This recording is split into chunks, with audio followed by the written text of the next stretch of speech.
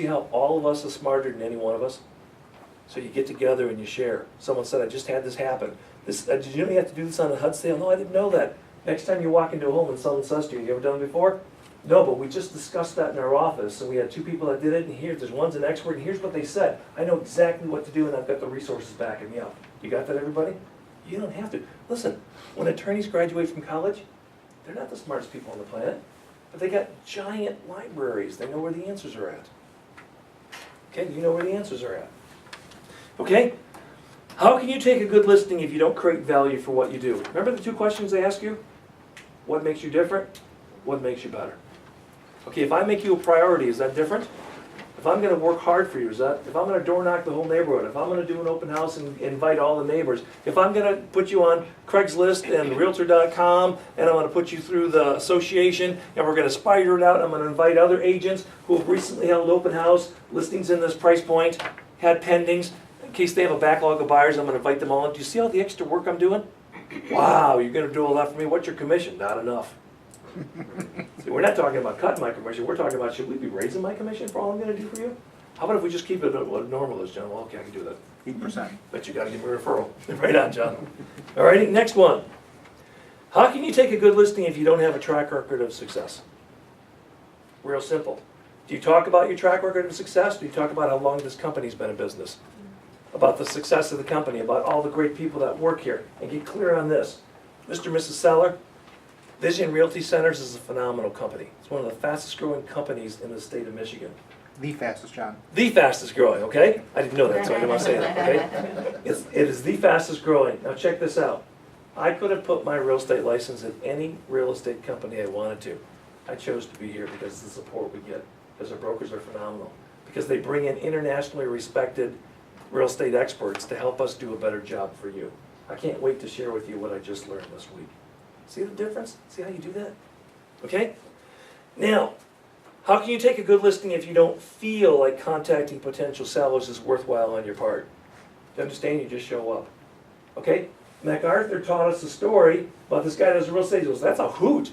You should have a contest. Who has the funniest story every week from a human? They get a prize. All right? All right. Now, get clear on this. That's why I said buyers, sellers, I don't care. I wanted to do all of it for you today. Are people judging us? All the time. All the time. So you got to pass the test. You got to walk the talk. You got to look like you have confidence. You got to know that I'm there for them. And listen, it's planet Earth, not planet perfect. Don't worry about being perfect. That causes you to get paralyzed. All you want to know is that you're making progress. Got it? What did I learn today that's going to make my tomorrow better? That's the mantra. What did I learn today? It's going to make my tomorrow better. If you string together a whole bunch of days where you learn something, guess what? It's in your escrow. It's in your future. Okay, success is there with your name on it. Okay, but you got to work to get it. Bottom of this page, truly a great business decision. Become so good at what you do that you consistently get hired. Okay? Page 3. It's a little quote from one of my favorite philosophers. Failing to ask is asking to fail. Isn't that interesting? Think about how many times you didn't ask. Oh, I should have asked. Oh, there's a physical, I got to stop by. Oh, I didn't even ask. There's an expired. Oh, the sign went up. Somebody else showed up and asked. You be that somebody. Okay? So, I want you to think about this.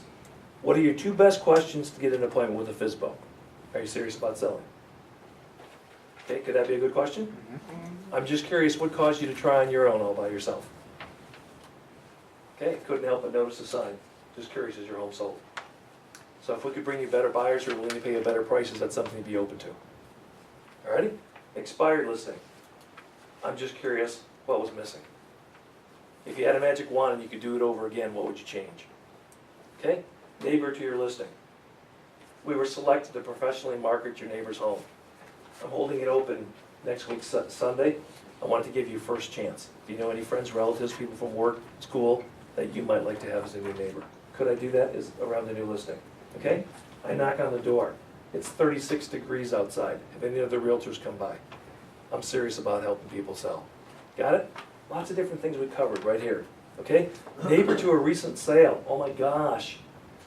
I'm new in the business. I don't have any sales. Are there sales happening around here every week? Every day. Guess what? I can take my business cards and say, we work together in the multi-list, and 2 more sales happened in the neighborhood. This is my service area. I'm just curious if you folks thought about making a move. Do you understand that? It doesn't have to be my sales. I belong to the multi-list. 2 sales happened. I'm just wondering. Okay? Any neighborhood that you want to see your sign in, guess what? Get out and knock on the door.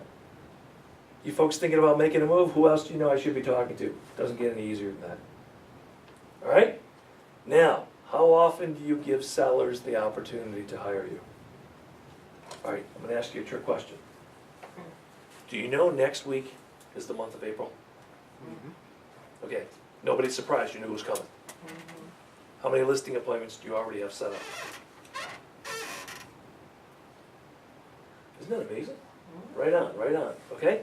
Guess what's going to happen after May, after April, May? Guess what's going to happen when I'm knocking on doors right now? People are going to say, we're going to wait till the kids get out of school. What month would that be? Do you think I could set up some appointments in June? You know what that's called? Listen, I have my appointment with me. I'm already doing appointments for June. Why don't I pencil you in? Bingo. And when I say pencil you in, nobody ever says, don't pencil me in. I don't say, let's put it in ink. Let's pencil you. No, it's just a pencil. It doesn't matter. Yeah, it does. Because I'm going to start following up with you. I'm going to send you a thank you card in the mail. I'm going to start sending you information. You got what I'm saying? You're mine. Alrighty?